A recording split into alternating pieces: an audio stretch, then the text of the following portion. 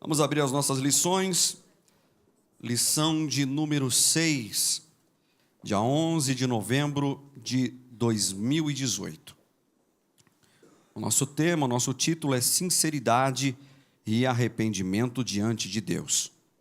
Nosso texto áureo é: o que a si mesmo se exaltar será humilhado, e o que a si mesmo se humilhar será exaltado. Mateus capítulo 23, versículo de número 12. A verdade prática: cuidado com o orgulho e a arrogância espiritual, pois ambos são pecados perante Deus e devem ser confessados e abandonados. Nossa leitura bíblica em classe está em Lucas, capítulo de número 18, verso de número 9, até o versículo 14. E disse também esta parábola a uns que confiavam em si mesmo, crendo que eram justos, e desprezavam os outros. 2 homens subiram ao templo a orar, um fariseu e outro publicano. O fariseu, estando em pé, orava consigo desta maneira: ó Deus, graças te dou, porque não sou como os demais homens, roubadores, injustos e adúlteros, nem ainda como este publicano. Jejuo 2 vezes na semana e dou os dízimos de tudo quanto possuo. O publicano, porém, estando em pé de longe, nem ainda queria levantar os olhos para o céu, mas batia no peito dizendo: ó Deus, tem misericórdia de mim, pecador. Digo-vos que este desceu justificado para a sua casa, e não aquele, porque qualquer que a si mesmo se exaltará, será humilhado, e a qualquer que a si mesmo se humilha, será exaltado. Amém, meus queridos? Feche os teus olhos. Pai bendito e santo, nós queremos te agradecer por este período na nossa escola bíblica. Muito obrigado, Senhor, pelos textos que aqui lemos. Obrigado pelos louvores que aqui entoamos, Senhor. Pedimos mais uma vez, toma, Senhor, o pastor em suas mãos, como o Senhor sempre tem feito. Fala conosco de uma maneira clara, limpa e cristalina, no que nós possamos esta manhã, Senhor, em teu nome, sair daqui, dizendo em nossos corações: o Senhor falou conosco mais uma vez. Em nome de Jesus, nós oramos. Amém. A paz do Senhor para os irmãos. Amém. Um bom domingo a todos. Deus possa abençoar ricamente cada um de nós aqui. E você que está aí, já se conectando conosco, possa ter um domingo maravilhoso, né? Outros já estão à tarde, e outros estão amanhecendo. É um fuso nesse planeta, né? Também é um domingo que daqui a pouco os nossos jovens estarão, todo o Brasil, realizando mais uma prova do Enem. E muitos estão se preparando para tal. Que Deus possa abençoar ricamente. Queridos, nós estamos hoje já na nossa 6ª lição desse trimestre. E hoje nós vamos tratar também um assunto de uma importância muito grande. Eu penso que é muito importante essa parábola, porque com essa parábola nós possamos conhecer, assim, mergulhar um pouco nela, para saber como você viver nesta vida e se relacionar com Deus, com os resultados. Porque você fazer as coisas sem resultados é realmente algo... Porque você realizar algo, você fazer alguma coisa e não colher nada, ser reprovado, e às vezes não é que você vai fazer uma vez, você fazer de uma vida inteira, realizando coisas sem resultado, é uma perca de tempo. Por isso Jesus disse: errais por não examinar as Escrituras. Então as pessoas faziam as coisas e achando que estava colhendo um resultado e não estavam colhendo nada. Estavam sendo reprovados por Deus. Então, nós vamos tratar deste assunto, que são dois homens que vão orar. Na verdade, Jesus estava aqui no capítulo 18 de Lucas, tratando a respeito da oração, né? Porque no começo desse capítulo, Jesus vai falar a respeito daquele juiz iníquo, né?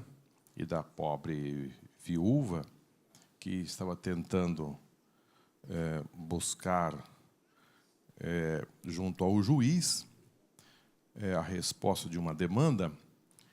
E Jesus falou sobre a insistência de você estar orando e pedindo a Deus. E aqui Jesus continua também com o mesmo ponto sobre a oração.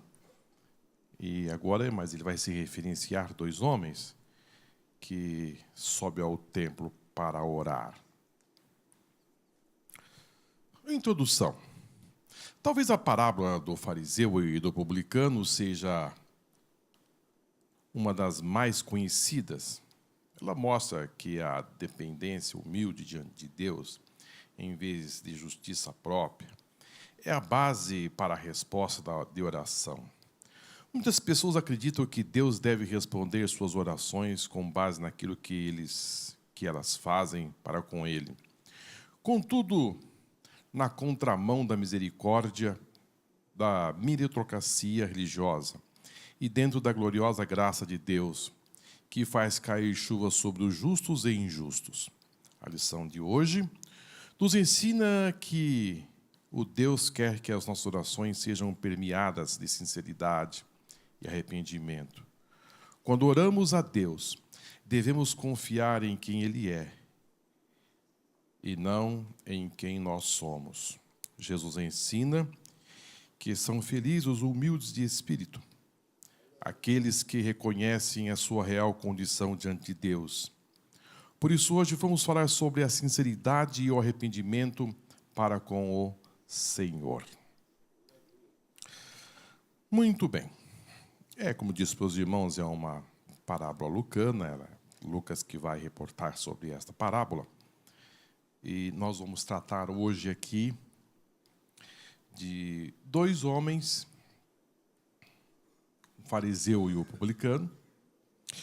Nós vamos falar sobre duas orações feitas. Também nós vamos tratar sobre dois resultados. Também esses dois homens, eles foram no mesmo lugar, eles foram no templo. Também eles foram na mesma hora, com o mesmo propósito de falar com Deus e ter os seus resultados. Porém, o que nós vamos verificar, que mesmo eles estando no mesmo lugar, fazendo orações e, enfim, tiveram resultados muito diferentes. É impressionante, né? É isso que nós vamos tratar nesta manhã. Dois homens foram no mesmo lugar, na mesma hora, com o mesmo propósito, fizeram uma oração, porém o resultado foi muito diferente. Deus respondeu uma oração e a outra não. Né? Nós estamos falando aqui de dois religiosos. Sim, o publicano também era um judeu. O publicano era um judeu. Porém, ele era uma pessoa muito odiada em função do seu trabalho. Embora sendo um judeu, ele exercia um trabalho junto a Roma, e o seu trabalho era cobrar impostos. E os judeus tinham como publicano como traidores, porque ele cobrava imposto de uma nação opositora, que oprimia. E, além do mais, os publicanos também tinham, assim, como ele era visto como pessoas que, além de cobrar impostos, ele extorquia ainda, cobrando impostos maiores do que se devia cobrar. Então, havia uma rejeição muito grande. Como era feito essa cobrança de impostos? Queridos, vamos entender, voltar a 2000 anos atrás, o sistema de cobrar impostos, pensando nos dias de hoje, era muito diferente. O publicano chegava na mercearia de um judeu, fazia um mapeamento e fazia um levantamento ali prévio e soltava a nota de quanto ele devia pagar imposto. Não era algo que tinha uma regulamentação como hoje, né? Hoje você vai comprar, por exemplo, gasolina. No fato de você colocar ali 50, 100 reais de gasolina no posto, já está embutido os impostos. Né? Uma parte vai para a prefeitura, outra vai para o Estado, outra vai para o governo federal. Enfim, ali já cada um pega a sua parcela.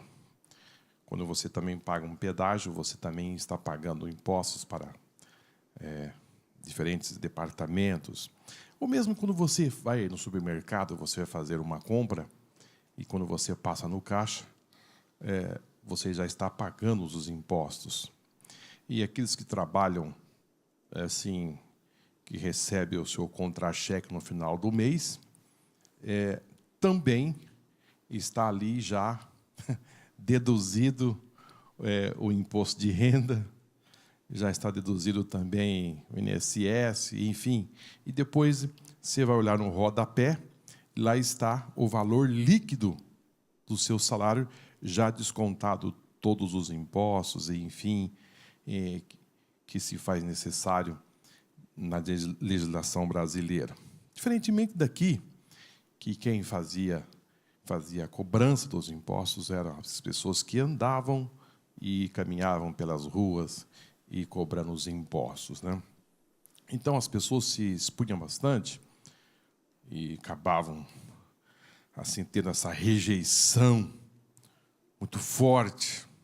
Então, os publicanos, frente àquela comunidade, eles eram muito rejeitados. Lembrando aos irmãos que no capítulo 19 do livro de Lucas, nós iremos tratar de um assunto que Jesus ia entrando na cidade de Jericó, e ali tinha um homem que era chefe dos publicanos, ele era chefe dos coletores de impostos, e Jesus resolveu permanecer na cidade e pousar na casa de Zaqueu. E isto se transformou, assim, naquele momento em que os peregrinos estavam seguindo para Jerusalém, aquela grande multidão, eles ficaram estarrecidos. Diz, como é que pode esse homem se hospedar na casa de um publicano, de um cobrador de impostos, de um chefe dessa coletoria? Então, eles ficaram assim, muito indignados. Mas Jesus pousou ali e os irmãos sabem bem o que foi que aconteceu. Ele recebeu Jesus na sua casa e o resultado foi um resultado feliz, né? Então, assim era a vida dos publicanos naquela época. Lembrando aos irmãos que nós vamos tratar aqui de dois homens, né, que tinham esses segmentos. Jesus vai falar sobre este assunto de religiosos, de religião, de oração e tal. Mas quando Jesus esteve aqui, ele se deparou com várias frentes religiosas, né? Nós tínhamos também os escribas. Os escribas também, ele eram as pessoas que faziam o monopólio da interpretação da palavra de Deus. Eles determinavam as regras da liturgia do culto e eles também difamavam Jesus publicamente e jogavam o povo contra ele. Então, era uma frente religiosa que estava ali e que fazia dura oposição contra o mestre. E, uma certa feita, eles criticaram Jesus, dizendo que Jesus fazia expulsava demônios pelo mar dos demônios, que era o Beelzebul. Depois nós tínhamos também os sacerdotes, né? Os sacerdotes também eram uma autoridade religiosa, que se dividiam entre os sacerdotes, o sumo sacerdote e os levitas. Depois tinham também os saduceus, né? Esses aqui também faziam frente, eles não acreditavam na ressurreição dos mortos. Depois tinha também os herodianos, né? Esses herodianos também eram um partido político e religioso que fazia frente também naquela época. Tinha também os samaritanos. Os samaritanos, para os judeus, os samaritanos eram uma escória da sociedade. Eles repugnavam os samaritanos. E os samaritanos tinham aquele embate muito grande, entendendo que o lugar de fazer o culto sagrado religioso entre eles era o Monte Gerizim, e era uma disputa entre Monte Gerizim e Jerusalém. Depois tínhamos também os zelotes. Os zelotes eram uma comunidade muito intensa no sentido do zelo das coisas de Deus, porém eles usavam meios para tentar recuperar o seu espaço usando a força. Eles se valiam de armas, de espadas, enfim, de ferramentas nesse nível para tentar conseguir se libertar da força romana. E de então, o que nós estamos tratando hoje eram os publicanos, né? Que nós iremos tratar nesta manhã. E publicanos, eram considerados pelos fariseus os grandes pecadores, né? De uma forma muito forte. Então, eu dei uma passada para os irmãos aqui muito rapidamente, que Jesus, quando esteve aqui, ele enfrentou, não que ele ficou debatendo com eles e tentando, mas tinha essas forças que se opunham no seu ministério aqui terreno. Muito bem. Vamos caminhar. Interpretação da parábola do fariseu e do publicano. Estamos diante de uma parábola narrativa indireta, simples, ou seja, uma comparação entre dois personagens opostos, o fariseu e o publicano. Colocando-os lado a lado, depois de haver ensinado a respeito da necessidade e do poder da oração por meio da parábola do juiz iníquo, Jesus conta esta parábola com o objetivo de ensinar a atitude correta na oração. Agora somos ensinados que, além de perseverar na oração, é preciso uma atitude correta. O fariseu, pertencente a uma das principais seitas dos judeus, muito mais numerosa do que dos saduceus, e de mais influência entre o povo. Os fariseus insistiam no cumprimento rigoroso da lei e das tradições dos anciãos. Fariseu significa separado. Esta classe de pessoas assim eram identificada, porque não somente se separava dos outros povos, mas também dos outros judeus. Eles observavam as práticas de formas minuciosas, contudo esqueciam do espírito da lei, como se nota na forma como se levavam antes de fazer as refeições, no lavar dos copos, dos jarros, os vasos de metal e das roupas de cama, em pagar cuidadosamente o dízimo, na observância do sábado. Queridos, esse grupo essa comunidade, essa força que se instalou ali, que chama fariseu, que significa separados, eles se levantaram assim, de forma assim, mais forte, se agruparam e tomaram assim, essa forma separatista, essa reunião. Foi no período interbíblico, na época dos Macabeus, eles se formaram, essa comunidade, esse grupo religioso, essa força, se separaram e entenderam que eles tinham a melhor interpretação da Bíblia, aliás, da Torá, das leis, e eles se fecharam e não queriam contato com os outros povos, e com os gentios eles faziam as suas formas rigorosas de observar a lei e também as tradições. Não só eles se fechavam com as leis, a sua forma de interpretar, mas também eles faziam uso das tradições. Queridos, era uma arrogância em si mesmo. Os fariseus eram pessoas muito arrogantes. Eles entendiam que eles eram os melhores do mundo.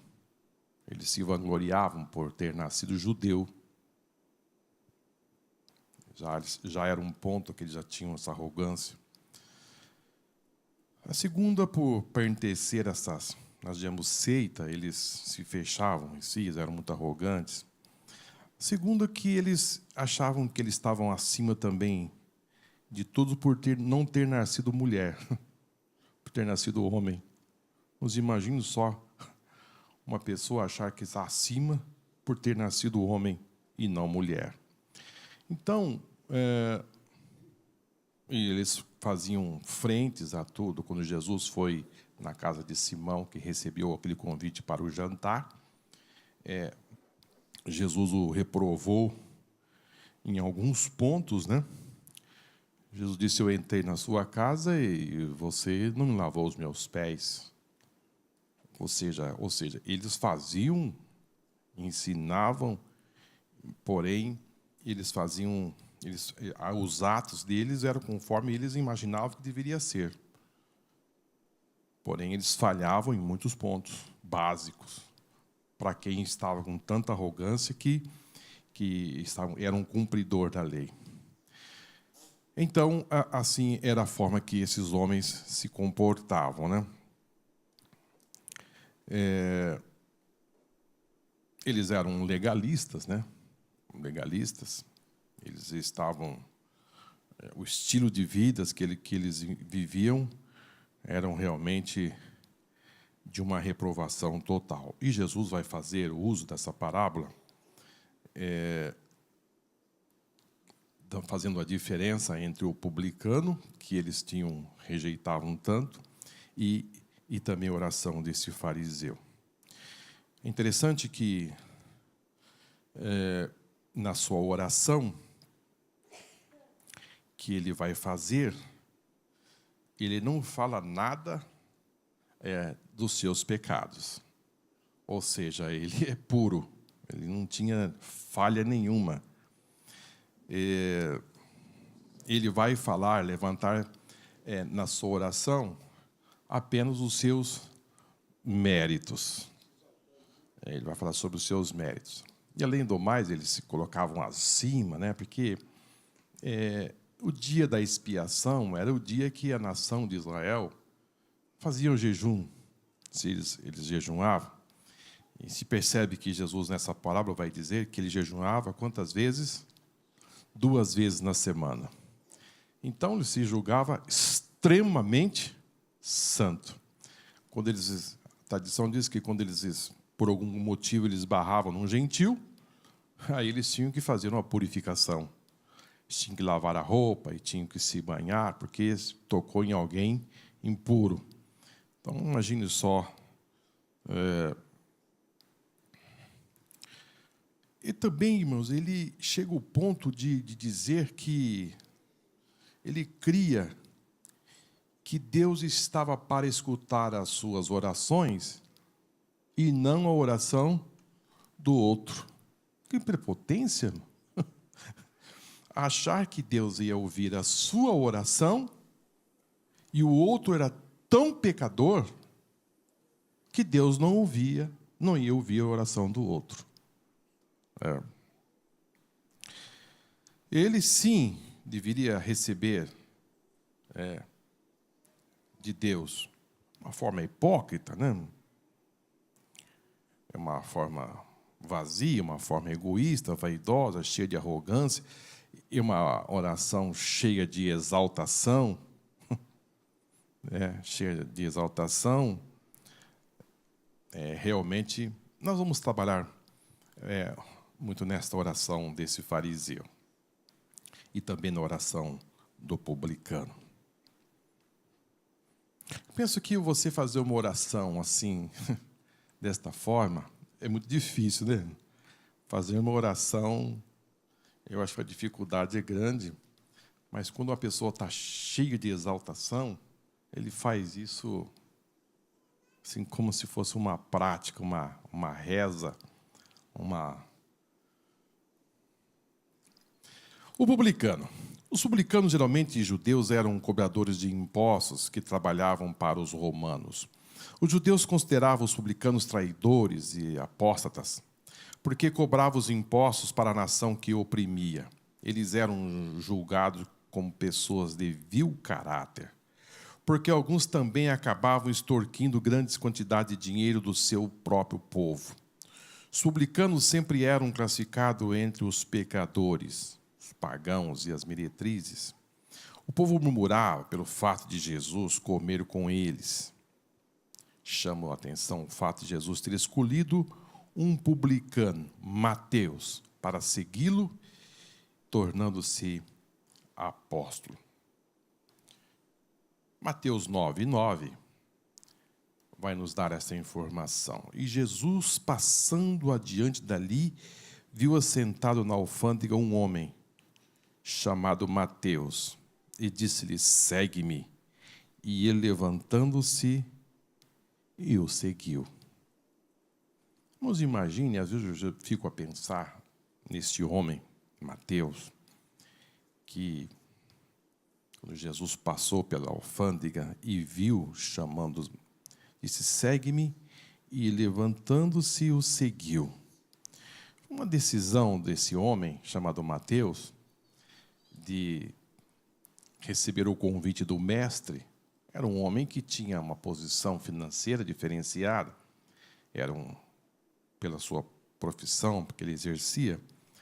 Ele aceitou seguir um galileu simples, modesto, de uma família simples. Aí eu fico a pensar o que Mateus viu em Jesus para o seguir. O que levou ele a ser um discípulo de Jesus, né? Se ele não tivesse aceitado o convite de Jesus, Mateus, muito provável que não teria o destaque que ele tem hoje nas Sagradas Escrituras, né? O primeiro livro do Novo Testamento é de Mateus, um publicano. Na nossa vida, irmãos, é impressionante. Existe, assim, na nossa trajetória aqui nesta terra, existem momentos decisivos para a nossa vida. E este aqui foi um momento muito decisivo para a vida de Mateus, porque ele aproveitou uma oportunidade de um valor muito grande para a sua vida. Porque foi algo assim, alguém passando e disse: Mateus, segue-me. E ele largou o seu trabalho, e a Bíblia diz que ele, levantando-se, e o seguiu. Impressionante, irmãos. E aqui também nós podemos ver que Jesus, ele convidou alguém para ser seu discípulo que tinha uma rejeição muito grande. Diferentemente de nós, que às vezes queremos escolher pessoas que vai agregar, né? Vai somar sobre a opinião pública e aqueles que estão diante da comunidade. Se eu chamar este aqui, eu vou ser mais reconhecido, porque vai ser uma soma de valor, de opiniões. Jesus não estava pensando desta forma. Jesus não estava pensando, nunca pensou e nunca vai pensar. Diferentemente, né, de como se as coisas... Quando eu falo isso aos irmãos, eu estou falando de via de regra. Como as pessoas se posicionam em chamar um grupo seletivo para exercer um trabalho. Imagine só o que Jesus estava fazendo aqui, chamando 12 homens para compor o seu grupo. Eles chamam um publicano para fazer parte. E esse homem assim, sem hesitar, se levantou e se uniu ao grupo e seguiu a Jesus, né? Então, nós devemos estar atentos às coisas que acontecem em nossa vida, que surgem, e nós temos que ter a sensibilidade de Deus para entender o momento certo de você se dispor a realizar a obra do Senhor, ou, enfim, algo importante para a nossa vida. Não ficar desapercebido quanto às coisas, porque Mateus ele podia dizer, não, tenho meu trabalho, eu estou bem, estou realizando um trabalho importante, ou seja, eu sou funcionário de Roma, minha profissão aqui é muito importante, até muito lucrativa, e vou deixar tudo isso para lhe seguir. Lucas 18:3 vai dizer, o publicano, porém, estando em pé de longe, e ainda não queria levantar os olhos aos céus, mas batia no peito, dizendo, ó Deus, tem misericórdia de mim, pecador. Então, aqui, nós estamos nos posicionando sobre a oração do publicano, mas tem um outro versículo que eu trouxe aos irmãos também, e seguiu uma grande multidão de povos, de mulheres que batiam no peito e se lamentavam. Alguém que chega a dizer, irmãos, que esse fato de bater no peito não significa, assim, muita humildade, não, né? Seria que publicano não seria assim tão humilde, porque batia no peito. Mas eu trouxe esses dois versículos aos irmãos para dizer que esse fato de ele bater no peito, naquela época, não significava dizer. Porque aqui, quando alguém bate no peito, tem assim alguma... dizendo que não, eu posso, né?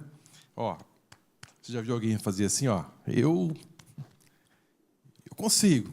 Deixa comigo que eu resolvo. Então a pessoa bate no peito dizendo que pode. Mas aqui, naquela cultura, não era isso que esse publicano queria se posicionar, não. Estando em pé de longe e batia no peito, era sinal de humilhação. Diferente daqui. E a gente vai confirmar isso em Lucas 23 e 27. E seguiu uma grande multidão de povo e de mulheres, os quais batiam no peito e lamentavam. Essas mulheres batiam no peito quando Jesus estava sendo levado para ser crucificado. Ou seja, essa é a palavra correta. É uma forma de você se lamentar e batia no peito. Alguém que interpreta que assim, por não ter um entendimento mais assim apurado, que o publicano bateu no peito, que é o sinal que não era muito humilde, não. É que lá naquela época bater no peito era um sentimento já ajuda muito, muito. Porque antes disso aqui, está dizendo assim, e não queria levantar os seus olhos. Os olhos. Então, é realmente um fechamento que não era esse o propósito que está aqui, bater no peito. Mas vamos continuar. Muito bem. Muito bem, até porque também Mateus ele escreveu esse livro para uma comunidade judaica, né? Judaica, ele faz uma ligação, embora não sendo o primeiro livro escrito no Novo Testamento, mas teve essa importância porque ele vai fazer aquele elo do Velho Testamento com o Novo. Então, eles entenderam, por ser uma ligação entre uma comunidade judaica, eles colocaram o livro de Mateus em primeiro lugar, né, como fosse o primeiro livro. Então, eis a importância desse livro, e é o primeiro livro do Novo, se abre com ele, o livro de Mateus. Mas, como disse mesmo a nossa irmã, é realmente impressionante, porque quando alguém dá valor para as coisas de Deus e dá seu devido valor, ele é reconhecido pelo Senhor, né? Muito bem.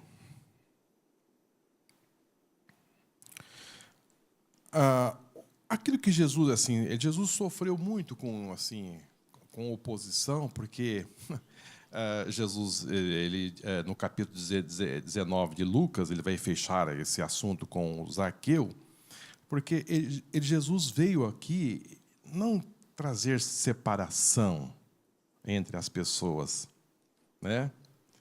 E Jesus ele criava um certo impacto, irmãos, e às vezes impressionava os discípulos. É impressionante como Jesus ele andava no meio das pessoas e realizava a sua obra e trazia impactos assim fortíssimos, né? Quando Jesus realizava milagres no sábado, os fariseus ficavam desesperados, porque eles diziam, alguém dizia, mas ele foi curado. Ele era cego. E os fariseus ficavam na contramão, em choque contra a multidão. Eles queriam colocar a multidão contra Jesus. Mas Jesus realizava um milagre no sábado. Não tinha como. Eles ficavam assim, sem saída. Quando Jesus se assentou ali no poço, na cidade de Sicar, e os discípulos foram na cidade comprar comida, e quando os discípulos chegam ali no poço, e Jesus está sentado e conversando com a mulher samaritana. Como pode? Que negócio é esse? A mulher é samaritana, e nós não nos comunicamos com esses povos. Então, era um embate, eles ficavam assim, e Jesus foi quebrando os paradigmas, e foi realmente fazendo um trabalho magnífico ali no seu ministério. E aí, hoje nós estamos falando sobre esse homem chamado Mateus, que era um homem rejeitado, mas Jesus o inclui no meio do apostolado, né? Muito bem, vamos caminhar um pouco mais. A oração. Os judeus da cidade de Jerusalém tinham o costume de fazer orações nas horas costumeiras, né? 9 da manhã e 15 da tarde. Entretanto, mesmo fora dos horários regulares, havia pessoas orando no templo. Um fariseu e um publicano subiram ao templo com o fim de orar à mesma hora. Como já foi dito nos aspectos religiosos e moral, reinava no judaísmo naquela época uma grande distância entre essas duas classes do povo. O fariseu, como vimos, era tido como um homem que cumpria a lei com rigor exemplar. O outro publicano era considerado uma pessoa que vivia em grandes pecados e vícios, sendo mesmo equipado como gentios. Essas duas figuras estão orando juntas à mesma hora no templo. É o que informa a parábola. É que eu disse aos irmãos, esses dois homens, nessa parábola que Jesus vai passar para eles estão no templo para orar, eles vão no mesmo horário buscar de Deus uma resposta, e a oração do fariseu foi esta. Lucas 19, 11. O fariseu, estando em pé, orava consigo desta maneira. Eu não vejo nenhum problema orar em pé, né, aqui. Né, não... Às vezes, eu sei que tem certas igrejas, para mim não conheço uma que só pode orar de joelho. Se for em pé, não pode. Tem que ser ajoelhado. Eu até estive num casamento e depois o pessoal se reuniram para fazer uma oração para noivo e para o noivo. E eu cheguei naquela sala e depois aí disseram para mim, olha, a oração é de joelho, não tem nenhum problema. Aí eu ajoelhei, orei junto com eles. Mas o fariseu, estando em pé, orava consigo desta maneira.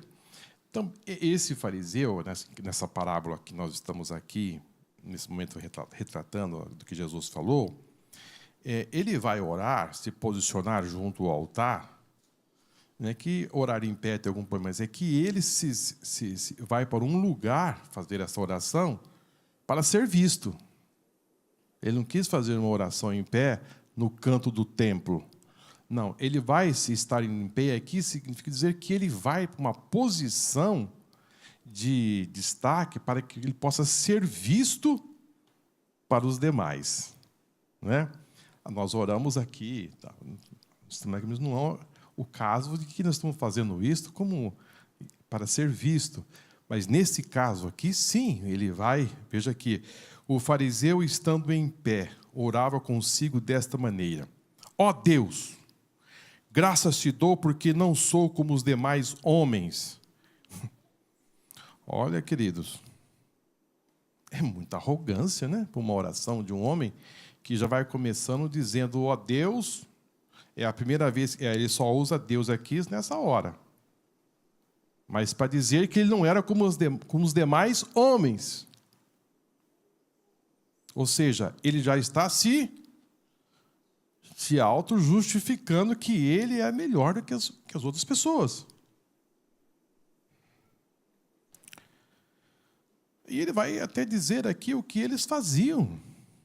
São roubadores, injustos e adúlteros. E nem ainda como este publicano. O publicano, queridos, estava ali encurvado, que nem levantava o seu rosto, estava ali como se fosse ali no canto, do lado ali, quem sabe. Jejum 2 vezes na semana e dou os dízimos de tudo quanto possuo. E nessa oração, que a gente vai fazer aqui, tentar fazer aqui explorar um pouco essa oração, nós vamos perceber que nessa oração ele não pede nada para Deus. Ele não precisa de nada. Meus irmãos, não é uma oração que você não pede nada, né? Ele não pede, não faz nenhum pedido. Essa oração aqui está mais para dizer assim, o que eu sou. Ele não faz nenhum pedido. E também, ele não expressa nessa oração nenhuma gratidão. Ele não pede nada, nenhuma gratidão. Ele queria que Deus apreciasse o quão maravilhoso ele era. Olha, queridos, será que esse espírito acabou, não existe mais? Será que isso aqui foi exaurido, não tem mais?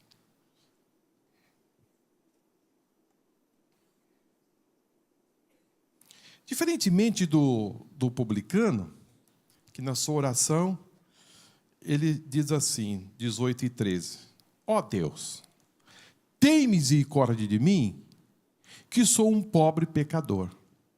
Não se percebe a diferença de uma oração e de outra, que o publicano ele chega ali, ou seja, pelas beiradas, entendendo o quanto ele precisava da misericórdia de mim, ele já vai dizendo, ó Deus, tem misericórdia de mim, que eu sou um pobre pecador. Depois Jesus vai dizer, digo-vos que esse publicano desceu justificado para a sua casa, e não aquele fariseu.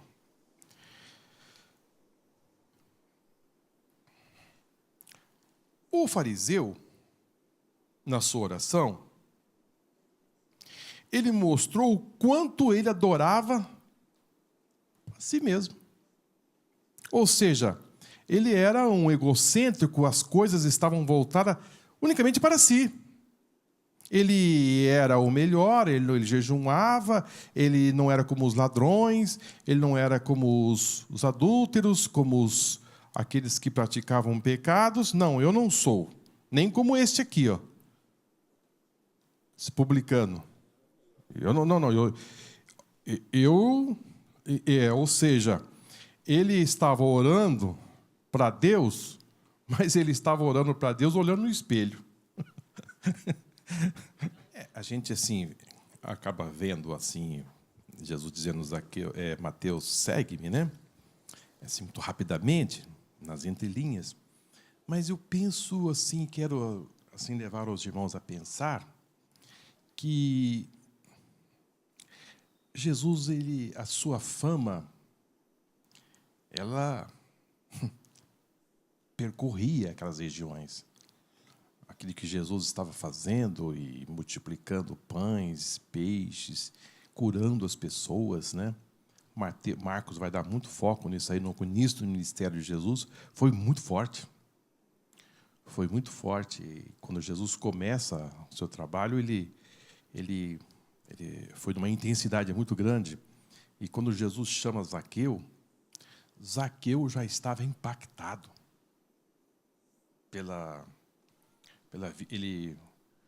ou seja, aquela vida de cobrar impostos. Queridos, uma vida de cobrar impostos, extorquindo pessoas, porque fazia parte de um grupo de pessoas que tinha essa prática. O Zaqueu mesmo disse, se eu tenho defraudado alguém, eu quero restituir 4 vezes mais. E estava disposto a dividir metade dos seus bens. Ou seja, um homem extremamente rico. Naquela época, não tinha como fazer nenhuma sondagem do que se pegava, o que se levava. Como disse aos irmãos no início, diferentemente de hoje, que as coisas é feita... Não tem como você... Tudo é feito já automático. E ainda assim mesmo, de vez em quando, a gente vê um grupo de pessoas sendo presas ainda, com todo esse controle, né? Mas imagina naquela época, como se controlar isso? Difícil. Então, se abriu a brecha para ter essa prática. Agora, mas quando o homem sente que é o momento dele se libertar desta vida e dizer, isso aqui não serve para mim, estou cansado desta vida, eu preciso mudar, eu preciso ser diferente. Queridos, ele larga tudo. Larga tudo e vai correndo após Jesus. Né? Impressionante. Agora, esse orgulho desse homem, desse fariseu, como disse seus irmãos, parece que estava orando para um Deus diante do espelho. E eu não estou precisando de nada, eu sou forte, eu sou grande, eu não tenho necessidade de nada, mas eu estou aqui para dizer todos essa classe de pessoas aqui que são pessoas reprovadas. E essas pessoas não merecem céu. Eu sou santo, eu estou acima da lei e não preciso de nada. Ou seja, ele foi para acusar as pessoas, para denegrir, para dizer que o que elas não eram diante de Deus. E o publicano está ali, encurvado, só dizendo, Deus, tem misericórdia de mim, eu sou um pobre pecador. Eu preciso me livrar disso.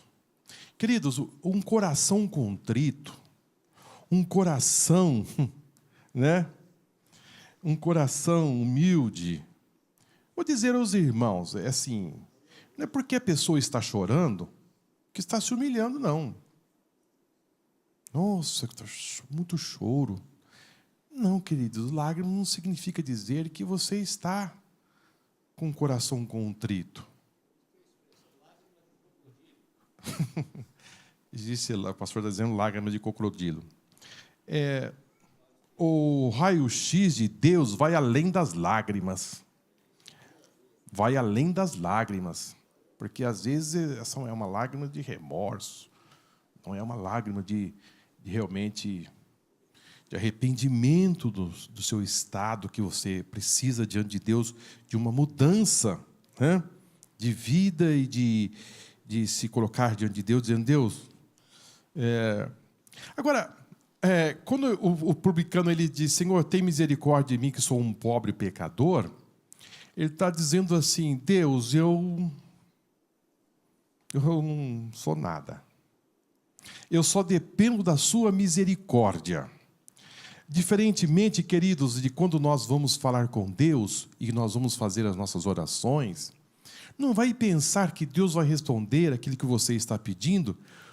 Pelo que você já fez, você tem agora méritos para receber de Deus, porque você deu o seu dízimo, porque você veio ao culto durante as semanas, e você está fazendo essa prática, e que agora você pode chegar diante de Deus e dizer: Deus, aqui está o meu pacote, está o meu trabalho, então eu estou desse lado dizendo: aqui estão os meus trabalhos, então agora, mediante esses trabalhos realizados, o senhor dá uma olhadinha, eu tenho aqui uma nota muito boa, pelo que eu fiz, agora o senhor me responde as minhas orações. Queridos, não é assim que funciona. Tiago vai dizer que Deus manda a chuva só para os bons.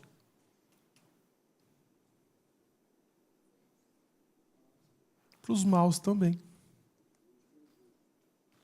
Ou seja, a chuva cai para os bons e para os maus. Deus não vai, queridos, mandar chuva somente para os bons. Ou seja, todos recebem a chuva. Então, para você receber de Deus alguma coisa, não é porque você tem méritos agregados que você vai receber. Nós recebemos algo de Deus quando nós estamos nessa oração do publicano: Senhor, tem misericórdia de mim, eu sou um pecador. Diferentemente de hoje, a gente vê certas orações aí sendo ensinadas nas mídias, que você deve chegar para Deus e dizer assim: eu estou indignado. Vocês já viram? A oração dos indignados. Você deve receber, você deve colocar Deus na parede e dizer que você está indignado. Você vai pressionar Deus, você está revoltado, e por isso que essa revolta é até chamado o culto da revolta, né? Dos revoltados, porque vocês vão colocar Deus na parede e vocês vão pressioná-lo, e aí Deus vai te responder. Não. Você não vai chegar com esse agregado diante de Deus, dizendo que você tem algo feito aqui na terra, que agora você tem direito. A Bíblia diz que todos pecaram e destituídos estão da... Então você depende assim, da misericórdia de Deus para a sua vida.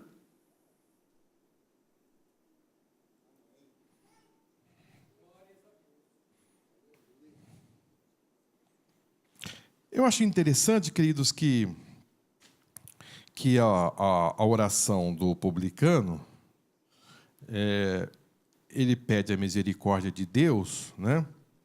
E as nossas orações, ela deve ser assim: eu estou falando com Deus, mas agora o sininho bateu e vamos parar de orar. A gente tem que se levantar da nossa oração como dizendo assim: eu queria falar mais com Deus. Nós precisamos estar neste ponto. Você não deve fazer aquela oração como se fosse uma reza, uma ladainha, e como se fosse um padrão aqui: eu não sou, tem misericórdia. E o publicano diz: Senhor, tem misericórdia de mim. Ou seja, ele se debruçou, ele se rendeu, ele estava precisando de Deus, ele precisa de Deus para que a sua vida possa ser mudada, né? Eu gosto muito desse versículo que está em Salmo 42, e versículo 1 e 2, que diz assim: como suspira a corça pelas correntes das águas, assim por ti, ó Deus, suspira minha alma. A minha alma tem sede de Deus, do Deus vivo. Isso aqui, queridos, é alguém que ama Deus, que tem sede de Deus, e que anela ficar na presença de Deus, e está vivendo na misericórdia de Deus, dependente de Deus. Agora, diferentemente do fariseu. O fariseu chegou dizendo: eu sou o homem que preciso nada, não. Estou precisando de nada. Não preciso da sua misericórdia, eu não preciso de nada.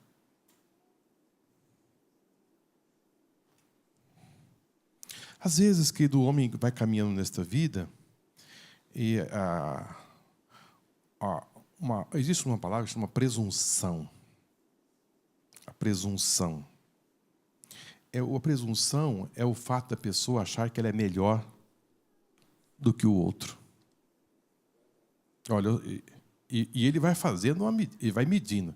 Eu sou melhor que este, eu sou melhor que aquele, eu sou melhor que aquele. Isso é presunção.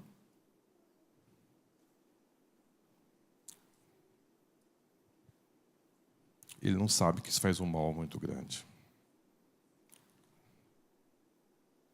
Mateus 23:12. Quem a si mesmo se exaltar será humilhado, e quem a si mesmo se humilhar será exaltado.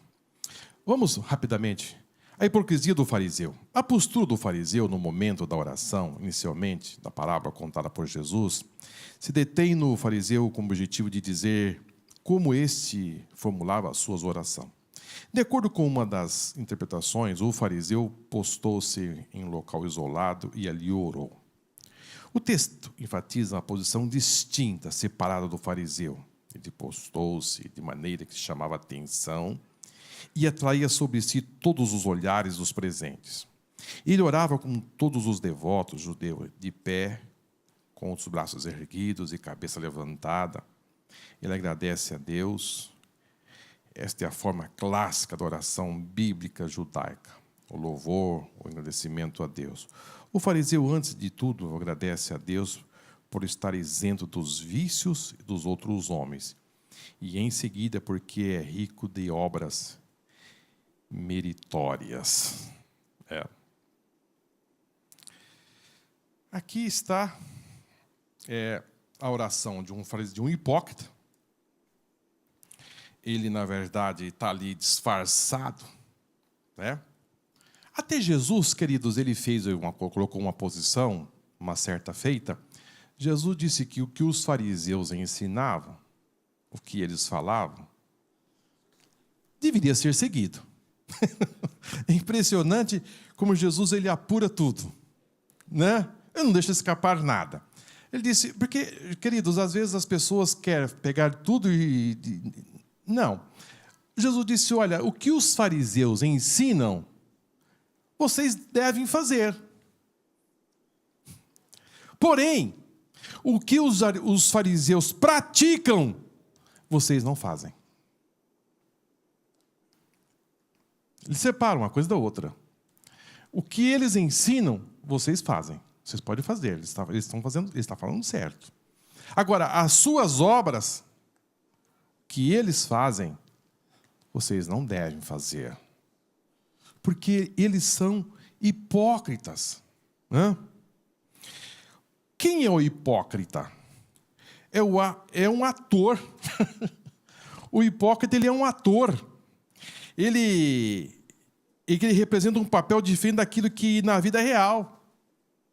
Ele mostra alguma coisa, mas na vida real ele é outra coisa. Jesus chega a dizer que o fariseu é um sepulcro caiado. Muito bonito por fora, pintadinho, bem muitos ornamentos e tal, mas por dentro ele é podre. Ele é destruído por dentro, ele não tem nada de bom. Ele faz um papel de outra pessoa. Ele apresenta ser como uma pessoa totalmente distinta de sua verdadeira personalidade. Este é o papel do fariseu.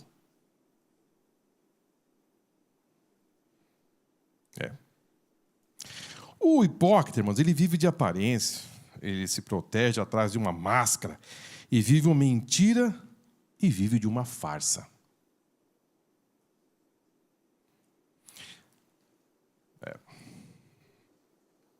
Jesus vai dizer em Mateus 6:5, quando orares, não seja como os hipócritas, pois se comprazem em orar em pé, nas sinagogas, nas esquinas das ruas, para serem vistos pelos homens. Em verdade, eu vos digo que já receberam o seu galardão.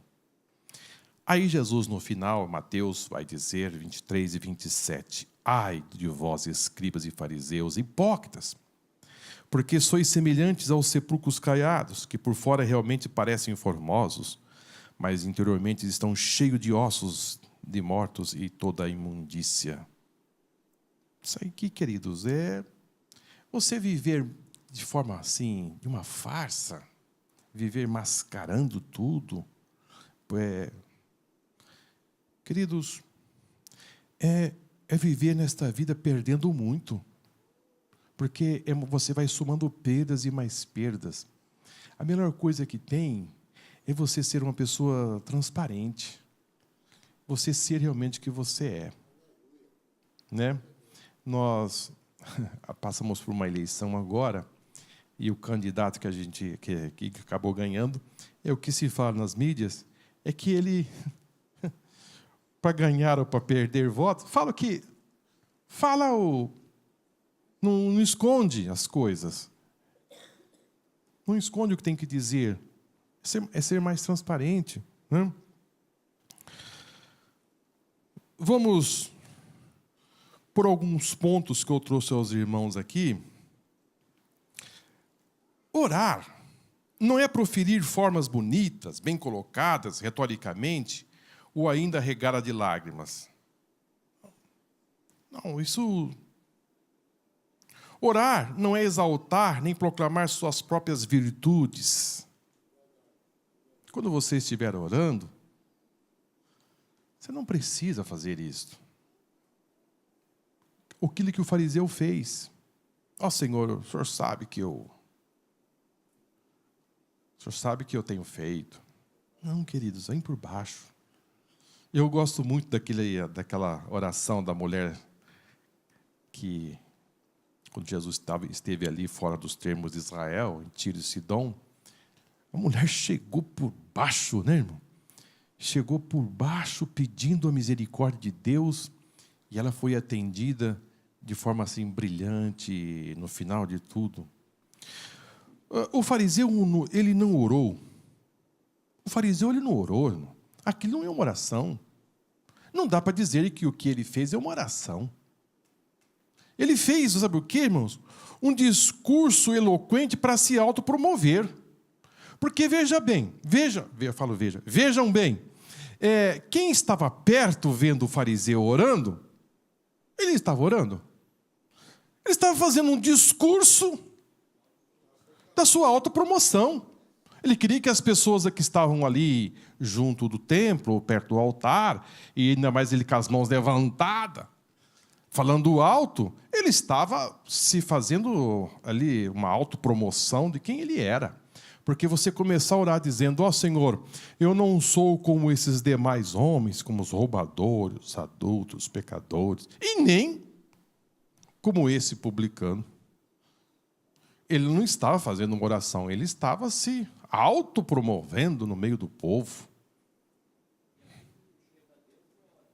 Não é oração?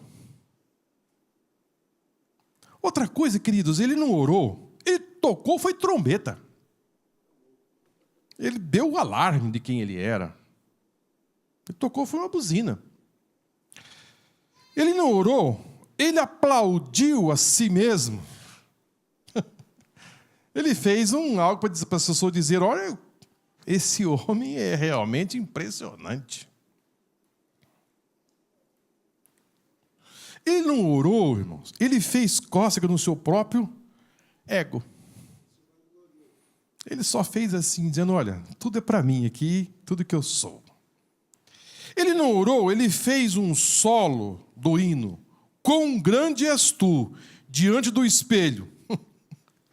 Ele disse, olha, eu sou grande realmente. Quão grande és tu, mas diante do espelho. E, consequentemente, dizendo, quão grande eu sou.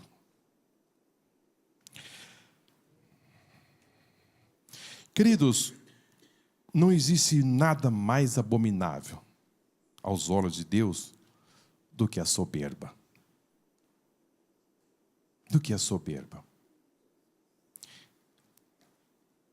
É impossível orar sem primeiro você calçar as sandálias da humildade. Deus resiste ao soberbo, mas dá graça aos humildes. Aqui, queridos, é o lugar de você, a Bíblia diz, humilhai-vos debaixo da potente mão de Deus. Porque no seu tempo, Ele te exaltará. Há pessoas nesta vida, irmãos, que conseguem mais com Deus, porque encontraram o caminho de tocar a sensibilidade de Deus no caminho da humildade. A intimidade, e eu vejo assim um homem que conseguiu muito de Deus, foi Davi. Davi conseguiu muito, irmãos, de Deus. Davi, ele teve, não foi um problema só, não. Ele teve vários problemas. E quando a gente começa a ler a biografia desses homens, a gente vai perceber que no ponto certo, no momento certo, Davi, ele parava, tinha um marcha ré no seu carro. E ele diz, não, eu tenho que retroceder. Eu não vou enfrentar Deus, não. Eu vou colocar a ré e vou voltar. Porque por aqui não tem saída. Eu vou me humilhar diante do Senhor. É impressionante quando Natã vai conversar com ele, e ele vai contar aquela história da ovelhinha, do vizinho e tal. E quando ele entende perfeitamente que Deus está falando com ele, ele não dá volta não, irmão. Ele diz, pequei. Ele não culpa que se houve alguma coisa que contribuiu para isso. Mas também, né? A mulher lá também não ajudou muito, não. E no rodeio, como que outras pessoas também contribuíram para que... Ele também não foi sozinho. Mas percebe que há pessoas que, quando ele é confrontado a sua falha, ele começa a dizer, mas eu não sei onde eu posso me apoiar. O Adão volta, diz, mas também, Senhor, a mulher... Se o Senhor não tivesse assim, trazido aquela mulher para mim, não tinha acontecido isso. Então, o Adãozão vem com muita facilidade.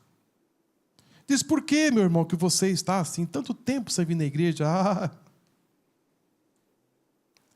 Fulano. Falou uma coisa que eu não gostei, não.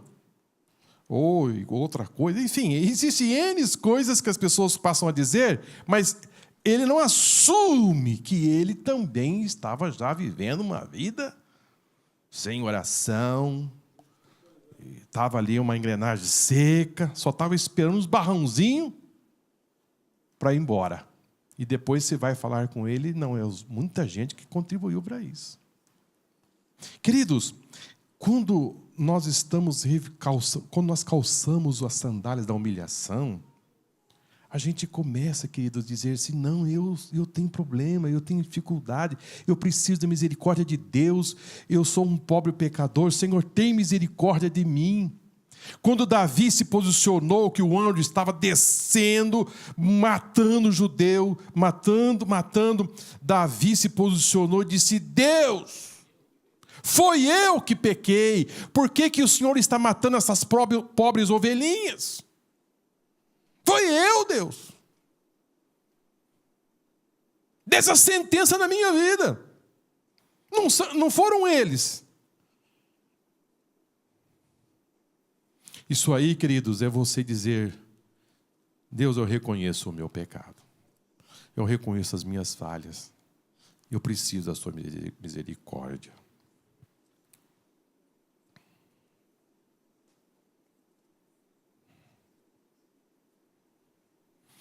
Não, a oração do fariseu, eu estou explorando aqui a oração do fariseu.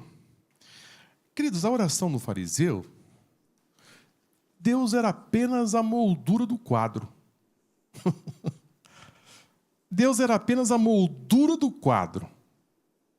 E a foto era ele. Ele era a pessoa mais importante daquela oração, e não Deus. Estou dizendo isso aos irmãos dele. Eu estou dizendo isso aos irmãos para nós não incorrermos esse erro de achar que nós temos algo e que Deus está só por fora e nós estamos dentro. E que a peça principal somos nós. E Deus está fora. Deus não faz parte, Ele é só a moldura do quadro.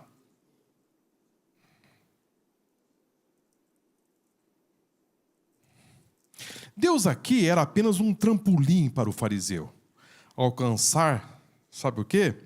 A notoriedade pública e a admiração do povo. Ele começa dizendo Deus, mas depois ele termina a sua oração se autopromovendo. Era budista, né? Então, para nós fecharmos essa oração estava recheada de orgulho, de vaidade, de soberba, estava cheio de si mesmo. Ele não conseguia ver Deus. E ainda, irmãos, uma das coisas que está muito aqui evidente nessa oração é que ele não amava o próximo. Uma oração que evidencia a falta de amor ao próximo. Você percebe que essa oração tem tanta coisa?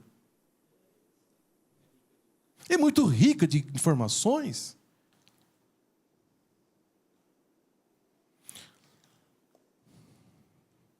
A oração do fariseu ela não foi dirigida ao céu, mas nas profundezas das suas próprias vaidades.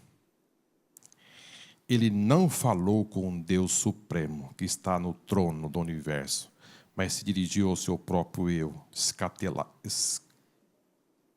nas torres das suas próprias insânias. Gostaria de posicionar aqui, nossas horas se avançaram rapidamente. Primeiro, pela sua posição. Ele orou aonde? Num lugar que poderia dar para ele o melhor destaque.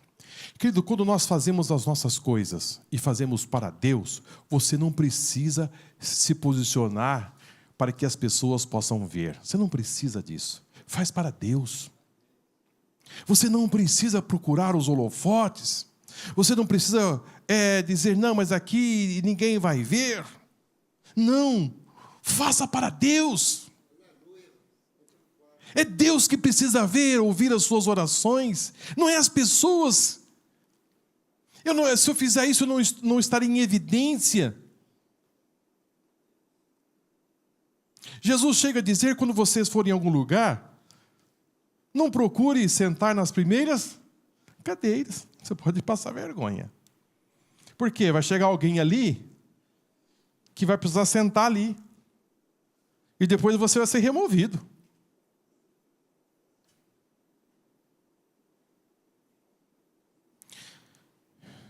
Ele foi reprovado também pelas suas palavras, pelas suas intenções e pelos seus sentimentos.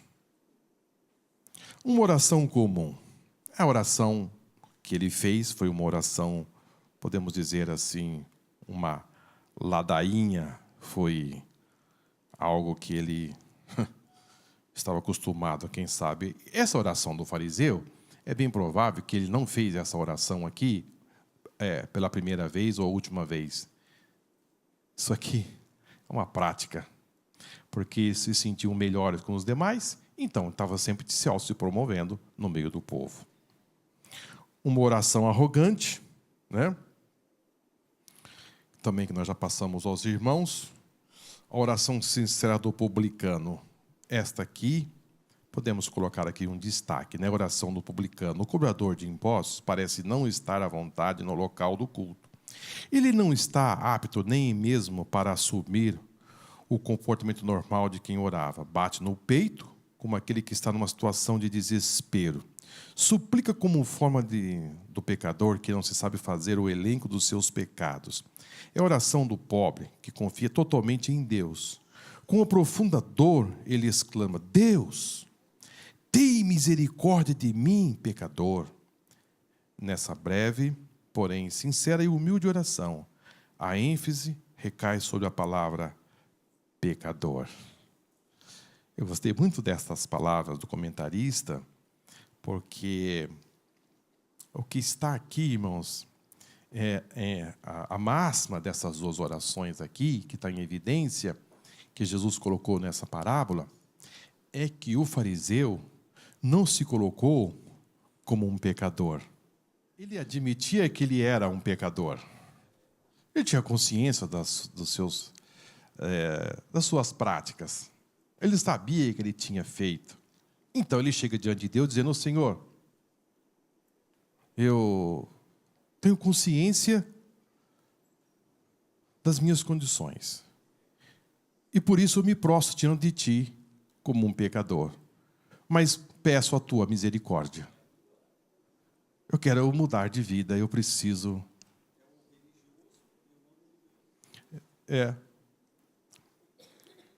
O fariseu ostentava ser um homem acima de tudo. Não. Assim, eu não preciso. O outro dizia: admite, eu sou um pecador. Ele tinha se convencido do seu pecado e tinha vindo a um único lugar onde poderia encontrar o perdão. Impressionante, né, irmão? Ele sai da sua casa e vai para um lugar dizendo: eu preciso do perdão, eu tenho consciência dos meus pecados. O outro esconde atrás de uma farsa e diz que não é demais com os demais homens.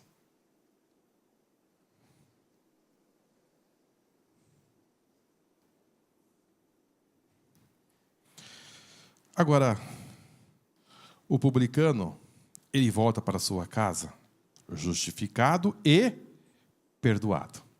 O fariseu, não. Queridos, que Deus possa ter misericórdia de nós. As horas se avançaram e eu não quero, assim, me delongar com os irmãos. Mas uma coisa eu posso dizer aos irmãos, para nós fecharmos aqui. Deus é tão bom, Ele é tão maravilhoso, que Ele deixou o Espírito Santo para nós, para nos ajudar nas nossas orações. Quando nós oramos ao Pai, e às vezes não oramos certo. Você tem consciência que você não ora certo? Sabe por quê você não ora certo? Mesmo com humildade. É porque você não sabe realmente o que você precisa. Você acha que você precisa disso, mas Deus diz que não. Então sabe o que Deus faz? Ele acerta essa oração. Ele ajusta esta oração e leva para o Pai. E essa oração chega lá, o Espírito Santo diz: ele pediu isto, mas não é isto, Pai. Ele precisa exatamente disto aqui, ó. Está na Bíblia? Está. Romanos capítulo 8, versículo 26. E da mesma maneira também o Espírito ajuda as nossas fraquezas, porque não sabemos o que havemos de pedir como convém. Mas o mesmo Espírito intercede por nós com gemidos inexprimíveis. Ou seja, a sua oração, ela é ajustada, ela é acertada, e ela chega no Pai, dizendo: é a necessidade do Paulo, do João, da Maria, é esta aqui. Impressionante, irmãos, como o Espírito Santo, ele é cavalheiro, como ele é bondoso, misericordioso. Sabe por quê? Porque o versículo 27 diz assim: é aquele que examina os corações, sabe qual é a intenção do Espírito, e é o que, segundo Deus, intercede pelos santos. Como é bom estar aqui, como é bom orar ao Pai. Como é bom falar com Ele, porque até mesmo as minhas orações que eu falo junto ao Pai, dizendo: Pai, eu preciso disto, eu estou precisando daquilo, o Espírito Santo pega esta oração, diz: não é bem isto, é isto aqui. É por isso que você às vezes é surpreendido com alguma coisa, porque a oração chegou, mas o Espírito Santo entendeu que ela precisava ter uma outra face, uma outra performance. Ela chega diante de Deus e a resposta vem e você fica surpreendido e diz: olha que coisa linda! O que aconteceu na minha vida? Melhorou! Teve um acréscimo! Foi o Espírito Santo que intercedeu junto ao Pai. As minhas orações.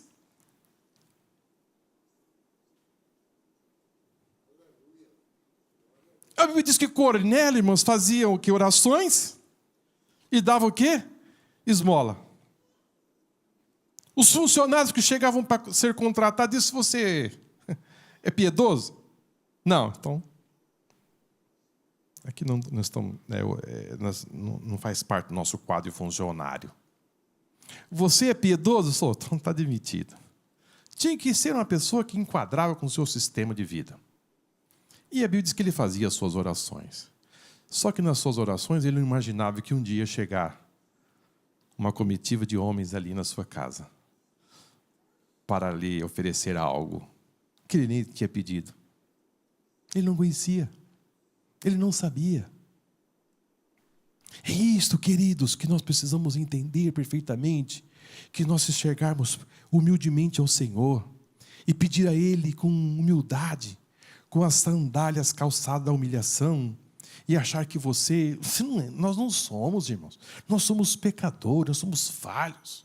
Não chega diante de Deus achando que você é tudo aquilo que você pensa que você é, não.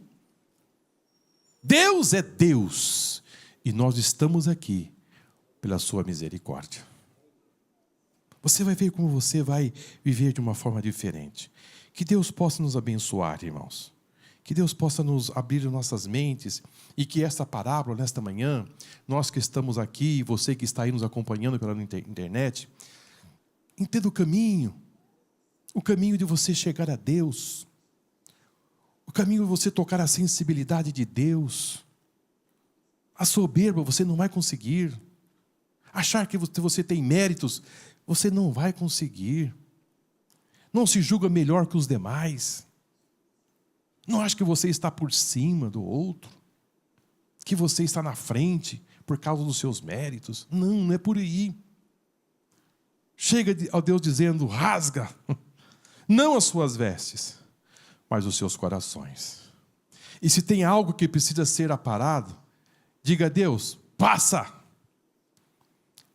o seu escovão, passa o seu trator, e vasculha o meu coração, e vai nos porões do meu coração, e vê, Senhor.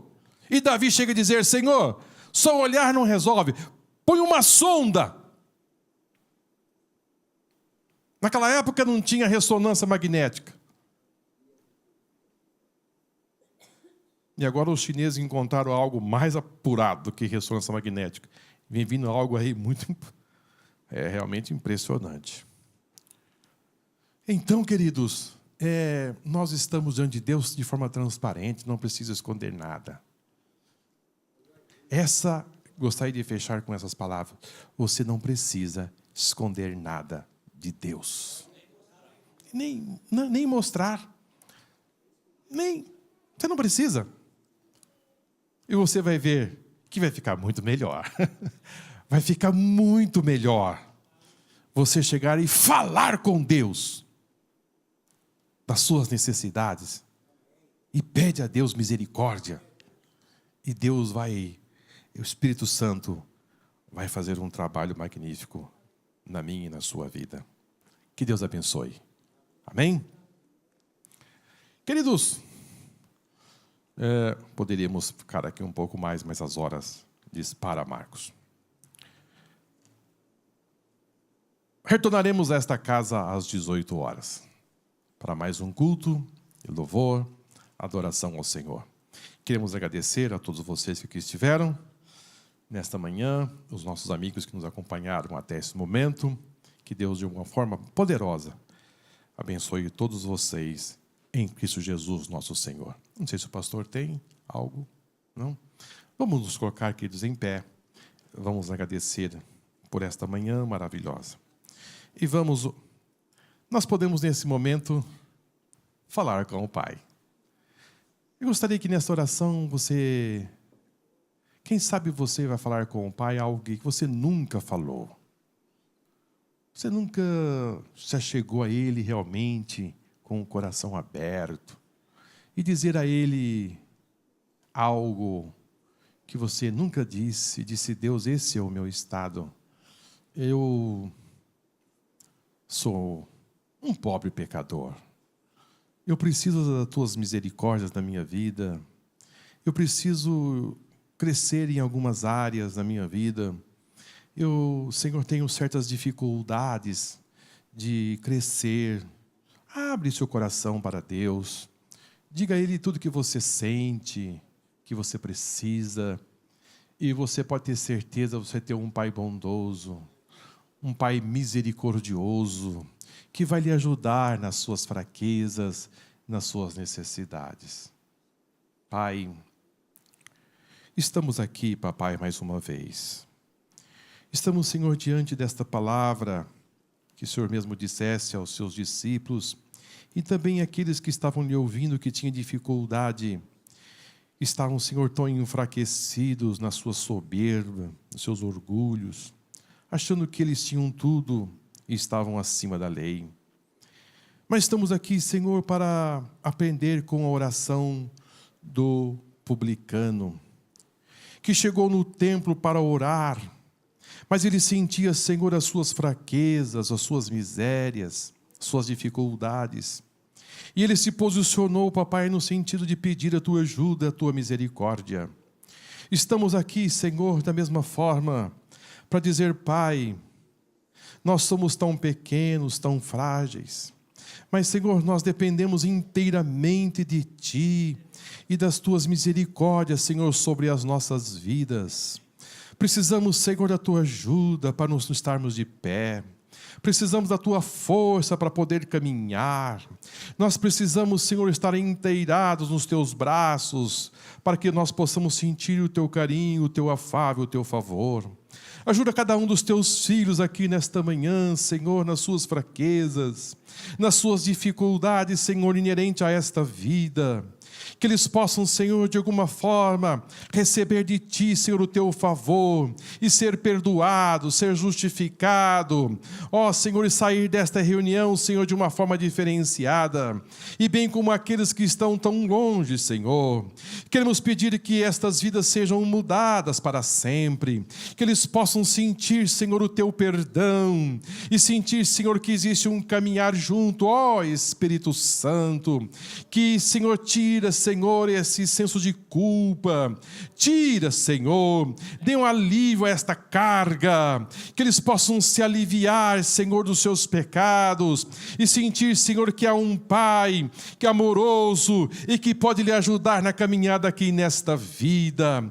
Tira todo o sentimento contrário, tira, Pai, tudo aquilo que vem trazer um peso desfavorável aos Teus filhos. Nos mergulhamos, Senhor, nas multidões das Tuas misericórdias aqui nesta manhã. Nos debruçamos, Senhor, diante da Tua palavra, com entendimento, Senhor, de entender que o caminho, Senhor, é da humilhação. O caminho, Senhor, é o caminho de estarmos, Senhor, debaixo dos Teus pés e pedindo, Senhor, a Tua misericórdia. Cobre, Senhor, os Teus filhos com as Tuas mais copiosas bênçãos em nome do Senhor Jesus.